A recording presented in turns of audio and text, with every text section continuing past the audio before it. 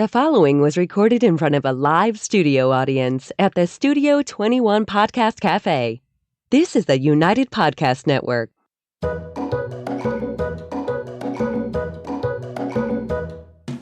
Welcome to the Quirky Dog Podcast, inspired by some of the quirkiest dogs you can ever imagine, and the owners who love them. This podcast is brought to you by the quirky couple themselves, Scott and Jess Williams. Their aim is to educate and entertain. Here's Scott and Jess. Hello. Scott's pulling up his sleeves Welcome to make to fun of me. 2023. Yes, happy Wednesday. Woo! Baby. Goddamn. Wow, you got a little Jess. I am You got a little excited. Jess in my ear this morning. Happy 2023. We are so excited to be coming to you in the brand new year. And today we are going to talk all about resource guarding. Awesome. I can't wait. We're super pumped up about this. That's mine. Don't touch it. But first, we're going to start with the quirky tip of the day.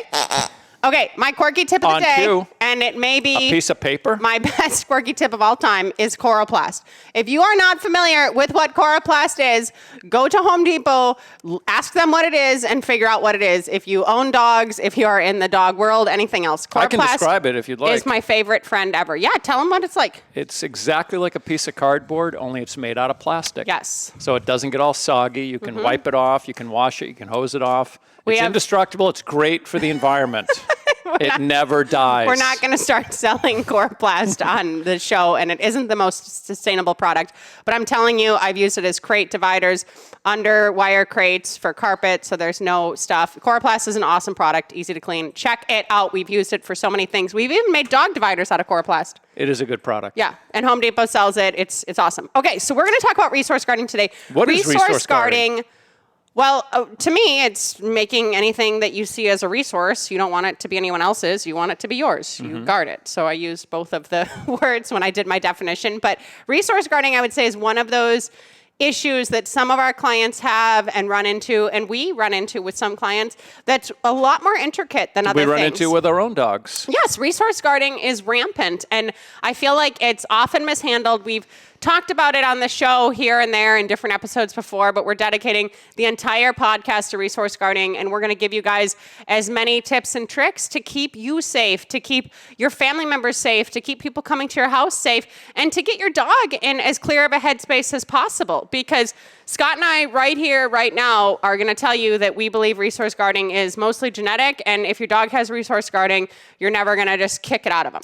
Well, I wouldn't say it's mostly genetic. I don't personally think it's mostly genetic. Okay. I think a lot of it is learned behavior, but there certainly are I some think the stuff that you're not going to hardcore break through, Yeah. like some of these Yeah, the doodles, really- some of these mouths, is more genetic to me. The genetic-based resource guarding shows up really early, and Yeah. it's pretty strong. Yeah, it's right not- out of the it's gate. not, You got yeah. a 7-8-week-old puppy, and wants to kill anybody coming Yeah. near it when it has a bone Yeah. or its food or things like that. What I think about with more of a learned behavior is a dog that will pick up a sock and want you to chase them around the house. Oh, with yeah. it. And then when you go to take it, now they're growling and you're playing tug with them Yeah. and they don't want to give it back. And they're creating a game that could look kind of like resource guarding, and it could turn into more. It could turn into some aggression, but it's more of a learned behavior. Yeah, no. And to me, what Scott's describing with the sock makes total sense, but to me, that isn't really even resource guarding. To me, resource guarding is something you see with a very young dog that's showing up very early. Maybe it's been in past generations. And then how do you deal with it? Fine. So you have it. How do you deal with it? So we own dogs who are hard resource guarders. We've had a lot of client dogs who are hard resource guarders, everything else. My first tip would be, if you have a rescue, a puppy, anything new in your house, when you give them something of value, whether it be a bully stick or a bone, or some dogs can resource guard toys, anything, if you give them something of value, just have a leash on them at first. Like, don't have it just be willy-nilly that the puppy has free run of the house, the rescue has free run of the house, and if for some reason you want to go to take it because you're leaving the house and now you're chasing the dog around the house, just have a leash on your dog to control it if you don't know what it's going to look like, because it is something that if it's there, it's going to pop up probably that first instance, and it would be nice to be able to manage the situation properly. Yeah, I would train through it, and we can get into how I train dogs that have these resource guarding issues. And certainly having a leash on them is the first step. We're going to talk about the training, but when you control the dog's behavior. When you say train through it, like, what does that mean to you? What does it look like What when that we've trained means is that through it? I would teach a dog a leave it command, a drop it command, so that whatever they have, If I want to take that from them, I can tell them to drop it. Yes. They will drop it. I can then call them to me. Yes. Or like with my personal dog, I will tell him to sit, and then I can put my hands on the item and tell him to drop it or give whatever the command is, and he'll just release it. Yeah, and I just want to make it clear. It's a formal obedience end of that activity that you're doing right there with that toy or food or bone. Yeah, and I want to make it clear that that is how we train through it. That doesn't mean now if Cousteau is eating his meal, I'm going to go in and stick my hand in his bowl while he's eating raw food out of a bowl. So I want you guys to be very clear on what resource guarding and working through it looks like. And I also want you to be very clear on not pushing the dog, okay? So Cousteau is a very strong dog. He turned 9. He's Scott's Belgian Malinois. He has had resource guarding since the moment he came home. That is to no fault of his. I love him dearly. We put him in a new crate, and even as I'm going to close the door, sometimes with the food, he'll look at me and he'll growl. I said to Scott, hey, I'm having an issue here. He goes, oh, just put the food on the other side when you put it down.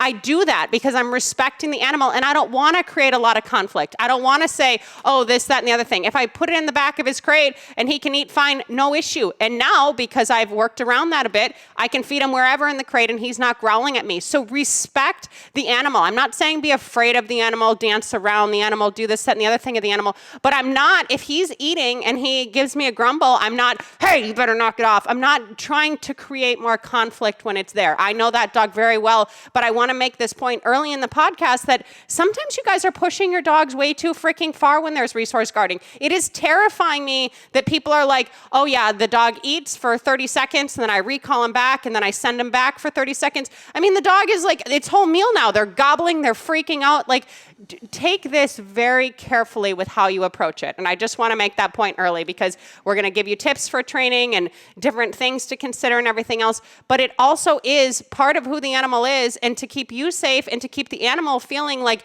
you can be safe within its space, be respectful, please. Yeah, I mean, another thing that I guess is a little bit of a pet peeve, and I've gone to several seminars using, where they're promoting different methodologies to overcome resource guarding. One was with toys, and what they wanted you to do was, if the dog guarded a toy, put like 30 toys on the floor in the room so that it doesn't feel like it only has, it has access to all these toys, so it doesn't have to guard one. I haven't found that type of thing to work. The kind of dogs I've worked with would gather all those toys into a little pile. That would be their pile. And if you come near the pile now, they're going to fucking kill you. Yeah, and so that's a dog with resource guarding. Yeah, and you're not training through it by just putting, I'm having an issue with one thing. Okay, let me put 50 to 100 things on the ground. We are suggesting you give the dog a toy. You give the dog something of value. Maybe you don't give the dog a raw marrow bone when it first gets home. Maybe you just give it some like little tasty chew that isn't maybe as high value as like a raw bone. But the dog is working with just that one item, and you have a leash on the dog. If you see an issue, you are going to train through it. My dog, Vital, will throw my dog under the bus.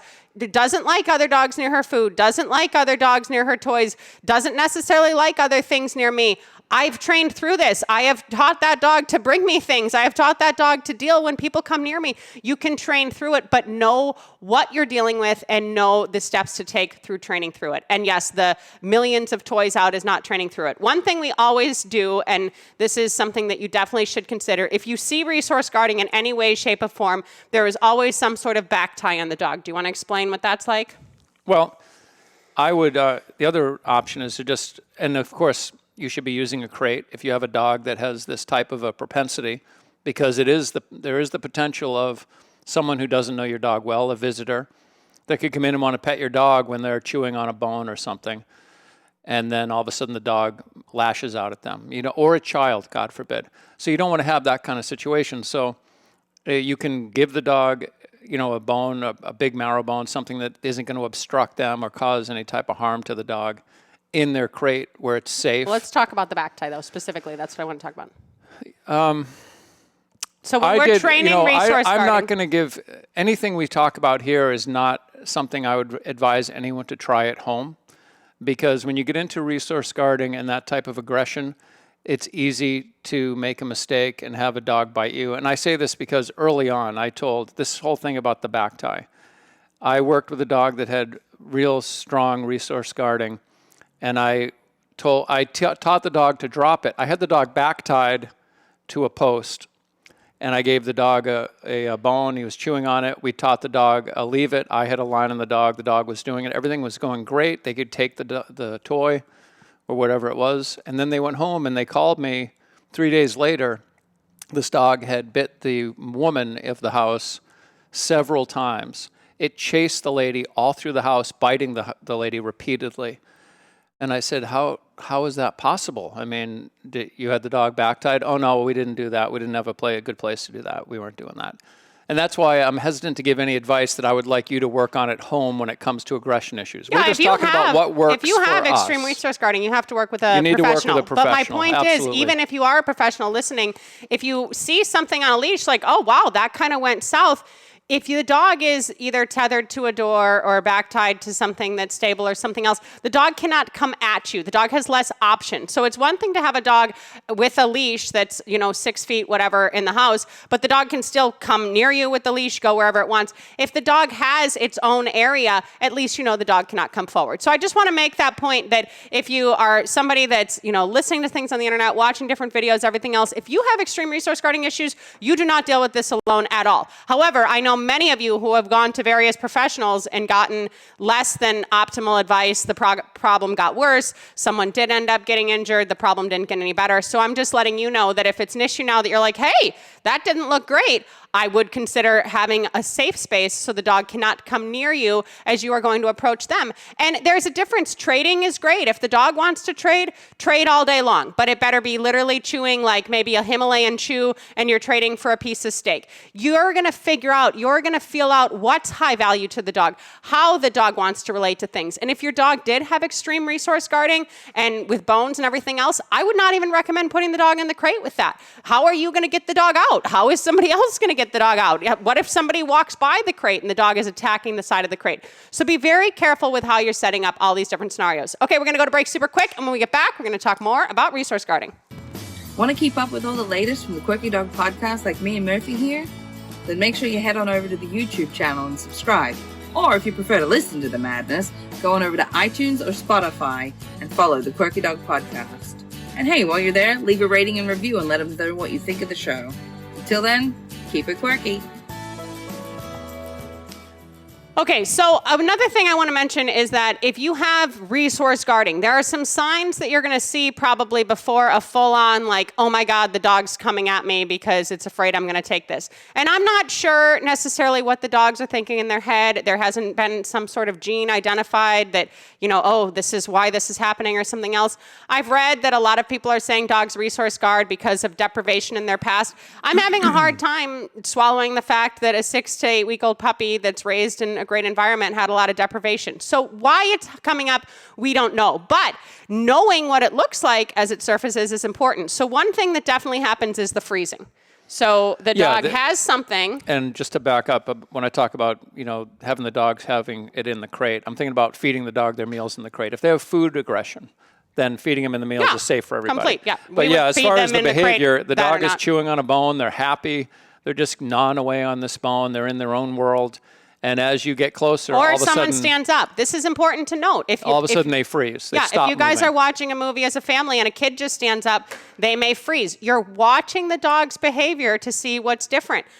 Dogs that resource guard people, whether it be dogs from getting near the owner or like some dogs will resource guard their owner from another dog in the house, if that makes some sense. Some dogs will resource guard their person. In my mind, some of this crazy leash reactivity that's happening on the street is like starting to just become insane resource guarding. Like just stay 6 feet away from my mom. I don't want you near my dad. I'm not sure if that's the origin of all of it, but some of it, what I see is coming from that. And to me, that's a learned behavior.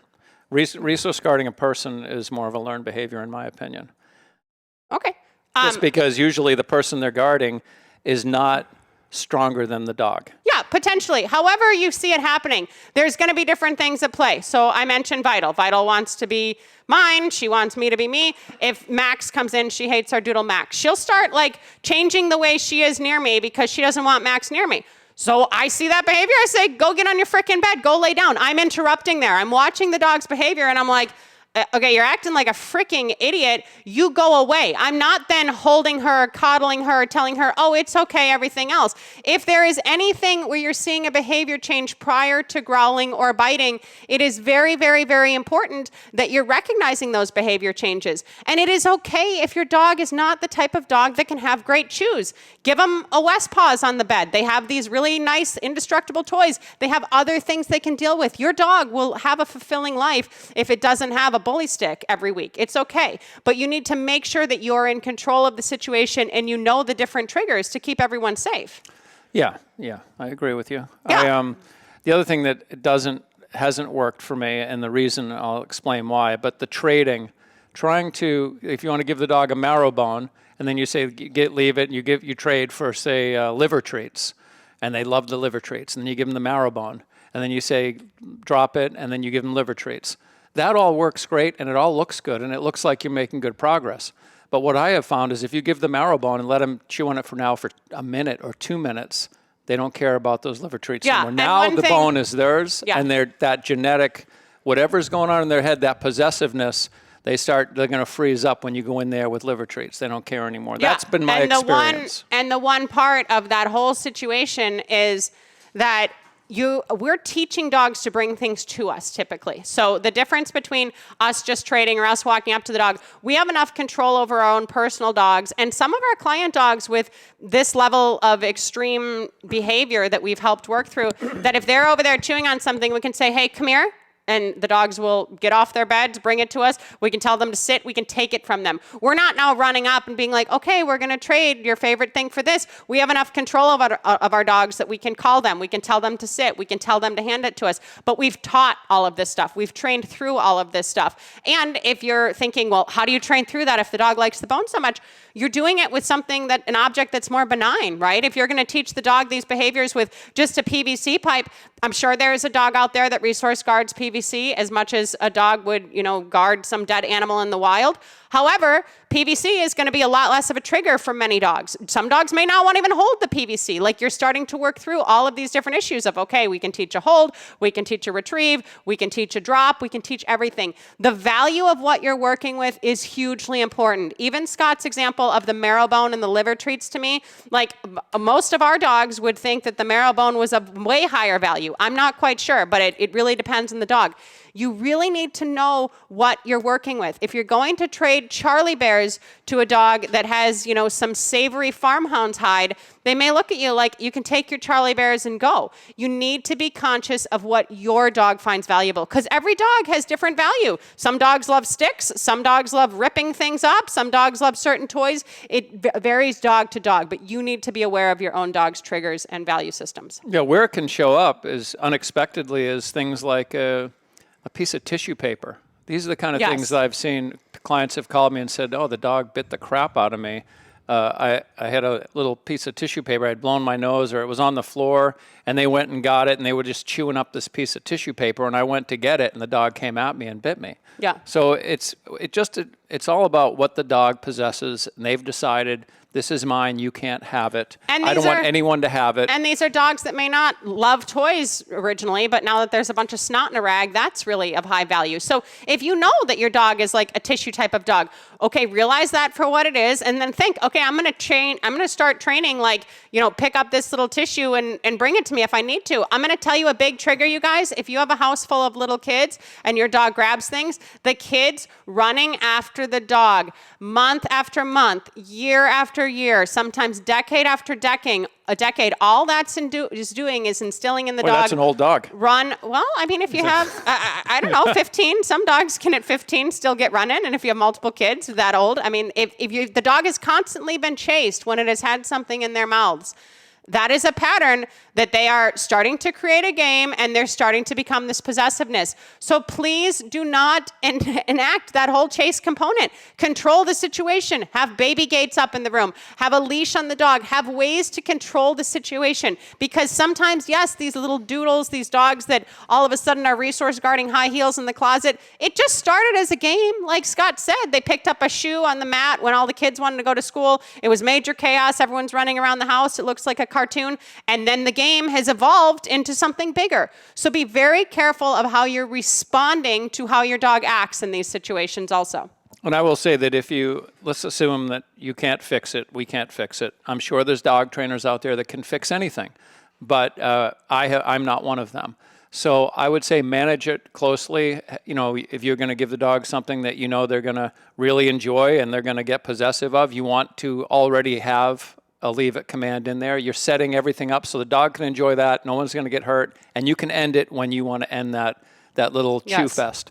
The thing that's can get crazy is that the perimeter, and getting back to the maintenance. So my dog who has this resource guarding, I can walk right by the dog, he's chewing a bone, and 9 times out of 10, he's not going to growl at anybody. He's just happy. He trusts that he's there. Yeah. It's his space. He can chew on it. No one's going to take it away. So he doesn't all of a sudden go into that type of growly type of headspace. But I've gone to people's homes where, and this is with a chocolate lab, which you would never think would be like this. You couldn't go in the kitchen. After they put the bowl of food down, the dog would attack anyone that came in the room. So that perimeter just gets bigger and bigger and bigger when it goes unchecked. Yeah. And the dog was like they had a family, and they were all like in the living room when the dog ate in the kitchen, because if anyone went near that room, he'd come running out far away from his food to bite somebody and then go back to his dinner. Yeah, and that's extreme. And this is the kind of stuff we've seen over the years. And this brings us back to the crate situation. What do you feed your dog if your dog is a resource guarder? Okay, if you feed them kibble, fine. Maybe they're in a slow feed bowl. Maybe you put some water in the kibble, something else, just so they're not inhaling it. If you feed raw, how safe is that raw? Is that raw thawed out and everything else? The only way that I could get Scott's dog off of a bowl of food is probably to tap him on the e-collar at 60 and just say, leave it, and then he would back off the food and I would take a bowl out. If he was not wearing an e-collar at that point and he was choking on his food, that would be like my worst case scenario. He eats all ground raw and it's never too frozen for him. But these are the types of situations that all of a sudden your dog's now choking, they're stressed, you're trying to get in there in the bowl. This would be the biggest trigger. Feed the dog in a locked crate, in a safe setup with a crate bowl. If your dog is a complete asshole in a crate, go and teach them Susan Garrett crate games, have some control in the crate. They could even be sitting when you go to touch the door. You put the food in. If they get up, you're going to take it out. I mean, start to manage these things so you have a better plan of action to deal with. Management is key when it comes to resource guarding. And we are sitting up here right now telling you, as 2 dog professionals who have worked with thousands of dogs, that we don't let our egos now take control and be like, we're going to show this dog that he has to submit and this is what's important. No, we want to have a relationship with our dogs where he can be on the freaking bed or the couch or whatever and be eating a farmhound and we're safe. That doesn't mean other animals are roaming in and dealing with him and everything else, but we want him to feel safe being the dog he is in our presence, and we need to be safe in his presence. So be very conscious of how you're setting these things up. The dog in the crate eating with a locked door is keeping everyone safe. Maybe they're going to resource guard their bowl. I have worked with a lot of asshole pet dogs. I will tell you, if there is a dog that I'm not sure of, maybe my foot is going in that bowl, maybe sometimes a PVC pipe is going in that bowl. I am not reaching my arm into a freaking crate to take a bowl out for a dog that's sketchy or a dog that may have resource guarding. I've done that before with an empty bowl, and I've still gotten my workout pants have a bite in them from coming out. Like, that's why I'm talking about using a PVC pipe or something. You know, Sue Sternberg had the assess a hand many, many years ago where she'd go to shelters and put the hand in the bowl and everything else. And that is something that it does give you some sort of an indication, especially of a dog with extreme resource guarding. But there's a difference between, you know, a fake rubber hand and a kid's face at the bowl. It is your responsibility to be managing that your dog feels safe and has a safe place to eat. That should just be a basic principle of owning dogs, as far as I'm concerned. Protect your dog and be an advocate for your dog in that context. Yeah, and I was going to say also that some dogs do a lot of guarding just with other dogs, but have no human aggression. So my dog Jimmy is like that, and I prefer to think of him as kind of a dick with other dogs. He's the kind of dog that he'll be chewing on this, and he'll see another dog coming. He likes to play this game. He might just leave it over here. He likes to play that game, and he'll just sit over here and wait. And if the other dog comes over to take it, he's going to, not in our presence. But if he's by himself, now he's going to have fun. Now he's going to fuck with other dogs. He'll make a little game up. And he might get his ass kicked too, but he can't help himself. He just thinks, Well, no, but also we'll see that setup. And that's why Scott's saying he won't do it in front of us right now. He drops a toy. I'll say, oh, here you go. And I'll go hand it to another dog. But that is such an incredible point that Scott brought up. Zero with humans. Zero guarding of anything with humans. And some of these are strong dogs with high drive. Like this is what people that train high drive dogs, you understand what we're talking about here. Yeah. With that said, if your dog is like that with dogs, which I'm saying Cousteau would for sure growl if a dog came by him with when he had a bone, we're not letting him have rehearsals of that. I don't care that he's not growling at us. He is not growling at other animals. Rehearsals are not good. Rehearsing a behavior of instability, of, oh my God, you're going to take my thing, of, oh my God, this is mine, I'm protecting it. Oh my God, I have to get you away from it. That is rehearsing instability. So we do not allow our dogs to rehearse it with other dogs either, even if they won't hurt the other dog or something else. It's bad rehearsals. That's the obedience side of owning animals. You should be able to have a dog, a German Shepherd, and cats, and maybe a rabbit, and you have all this shit in your house. Yeah. And that doesn't mean that when the rabbit comes in, you're afraid it's going to get killed by the German Shepherd. You have the German control. Shepherd knows, maybe if you weren't home, something could certainly happen. But in your presence, none of that stuff should be going on in your presence. You have control of your household. And this is what we are talking about in relation to these bones, these triggers, everything else. I don't care if your breeder gives you, a package of the best treats and the highest quality treats. You're managing that. If you have children in your house, even if you live alone and you don't have any other animals, I don't care. You're managing it. You're creating the dog you want. Put the dog on the couch next to you, give it a safe space to chew that, and have a leash on it at first. Don't just start giving your kids things to give to the dog and think that everything's going to be fine, because even from wee little babies, it can be an extreme issue, and it is a hard issue to deal with, and it can be a stressful issue to deal with, but not letting your ego and not making this like the battle of champions and, may the strongest one win. That is really an important point here for us. And I think that's where Scott and I differ from a lot of other balance trainers, that we're not in it just to win because, we just need to be the best. And we don't want to see some dog be broken, if you like to think along terminology like that. We're not going to be breaking dogs just so, we know that we can go in and take some freaking marrow bone away from any crazy high drive 200-pound dog. That's not where our headspace is. I don't want the dog to pee when I walk into the room because it's terrified that I'm going to be. Outside of that, there are some people on the internet and there are some trainers and stuff that's who they are and that's their methodology, and that is fine if that's the route you want to go and who you want to follow and everything else. But it is about respecting the animal and finding this like decent harmony with like what works for our household. Maybe a farmhound's hide is fine. Maybe a farmhound's hide with fur is way too primal for the dog and the dog gets way too excited about it. Maybe the one with fur on it, the dog only has for 2 minutes, where it can have the other hides just laying around the house.